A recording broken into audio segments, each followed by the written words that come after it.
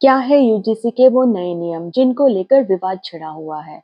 तो आगे बढ़ने से पहले और उन नियमों को जानने से पहले तो सबसे पहले हम ये समझते हैं कि यूजीसी क्या है।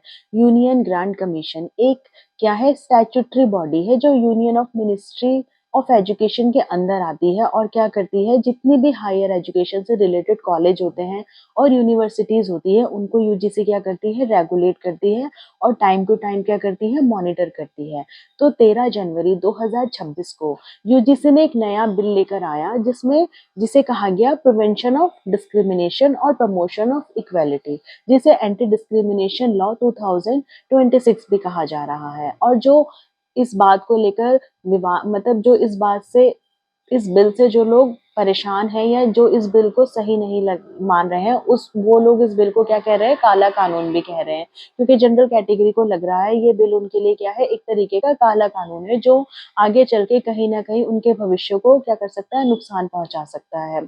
तो जो ये बिल है एंटी डिस्क्रिमिनेशन जो बिल है ये नया बिल नहीं है, ये 2012 के बिल का रिप्लेसमेंट है। 2012 का जो बिल था उसमें एससी और एसटी ही इंक्लूडेड थे। अब जो 2026 का जो बिल है उसमें एससी, एसटी और ओबीसी को क्या कर दिया है इंक्लूड कर दिया है। इस बिल को लाने की जरूरत क्यों पड़ी? क्योंकि 14 साल के बाद ही इस बिल में बदलाव हुआ है। 14 साल से ये जो 2012 का जो बिल था वो ही चल रहा था।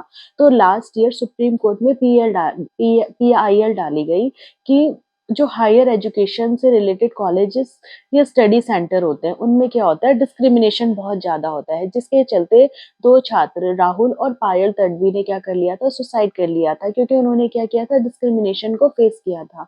और हम इस बात से इनकार भी नहीं कर सकते क्या कि डिस्क्रिमिनेशन होता है और बहुत सारी जगह पे होता है।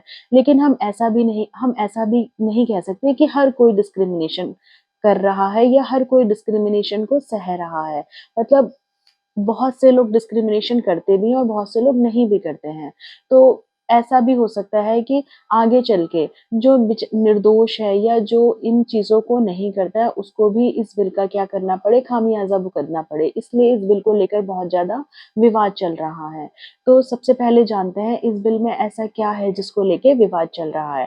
तो सबसे पहले इसमें इक्वल अपॉर्चुनिटी सेंटर बनेगा। इक्वल अपॉर्चुनिटी सेंटर वो होगा कि अगर कोई स्टूडेंट या स्टाफ जिसके साथ डिस्क्रिमिनेशन हुआ है, माना एक पर्सन जो जनरल का है उसने एससी, एसटी और ओबीसी वाले को क्या किया परेशान किया या कोई इस तरह की बातें की जिससे उसको लगा कि उसके साथ डिस्क्रिमिनेशन हुआ है, तो वो अपनी एप्लीकेशन लेके कहाँ जाएगा ईओसी सेंटर जाएगा और वहां पे अपनी कंप्लेन को क्या करेगा रजिस्टर करेगा।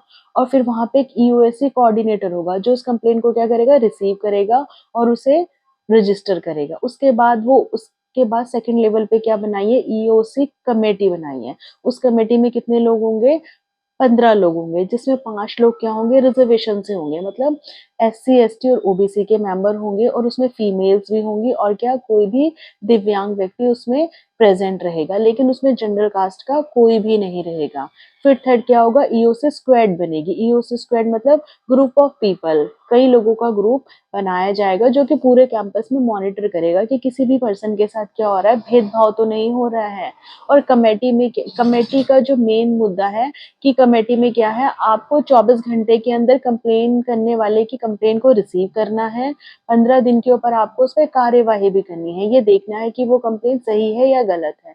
उसके बाद 7 दिन के अंदर उस जो कंप्लेन है उसकी रिपोर्ट भी आनी है, मतलब आपको अपने हेड के पास उसे सबमिट करने के बाद उस कंप्लेन को क्या करना है आपको मतलब फाइनलाइज करना है कि उस कंप्लेन का सोल्यूशन निकलना चाहिए कि डिस्क्रिमिनेशन हुआ भी है या नहीं हुआ है।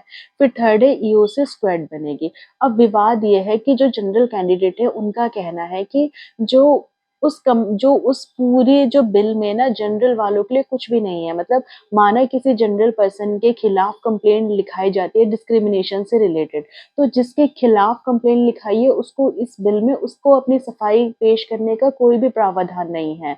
मतलब अगर किसी ने डिस्क्रिमिनेशन की कंप्लेंट लिखा दी है तो ज्यादातर चीजें मतलब वो उसी के खिलाफ मुकदमा चलेगा। प्लस कमेटी में कोई जनरल का मेंबर भी नहीं है तो फिर वो अपने आप को मतलब रिप्रेजेंट भी नहीं कर पाएगा। तो एक तरीके से ऐसा कहा जा रहा है कि आगे चल के हो सकता है भविष्य में इस बिल का मिसयूज किया जा सके और बहुत सारे छात्रों का भविष्य क्या हो जाए खराब हो जाए, क्योंकि माना अगर किसी के खिलाफ फ्रॉड कंप्लेन लिखाई जाएगी तो उस छात्र को तो पूरे यूनिवर्सिटी से क्या कर दिया जाएगा, रेस्टिकेट कर दिया जाएगा।